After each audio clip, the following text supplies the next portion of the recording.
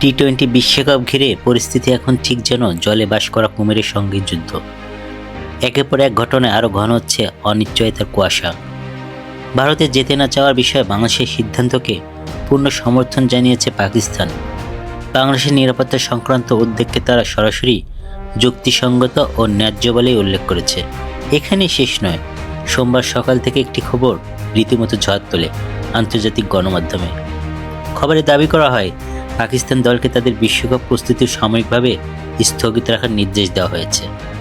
পাকিস্তানের এক প্রতিবেদনে বলা হয়, খোদ পিসিবি চেয়ারম্যান মহসিন নাকভি নাকি জাতীয় দলে বিশ্বকাপ সংক্রান্ত সব প্রস্তুতি বন্ধ রাখার নির্দেশ দিয়েছেন।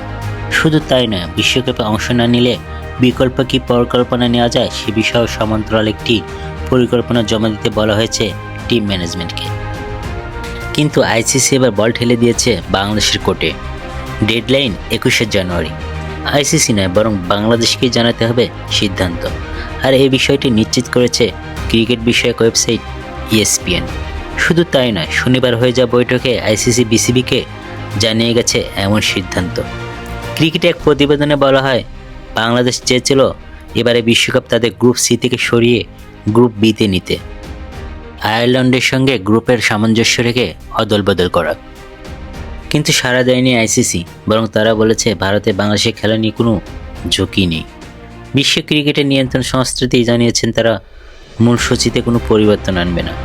অর্থাৎ বাংলাদেশকে থাকতে হবে নিজেদের গ্রুপে, খেলতে হবে ভারতে গিয়েই।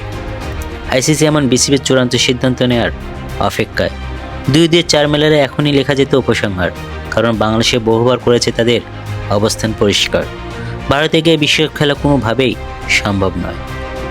অর্থাৎ বাংলাদেশে এখন চূড়ান্ত সিদ্ধান্ত না বলে দেওয়াই সম্ভাবনা সবচেয়ে বেশি। আর বাংলাদেশের বদলে কারা খেলবে বিশ্বকাপ তাও ঠিক করে ফেলেছে আইসিসি।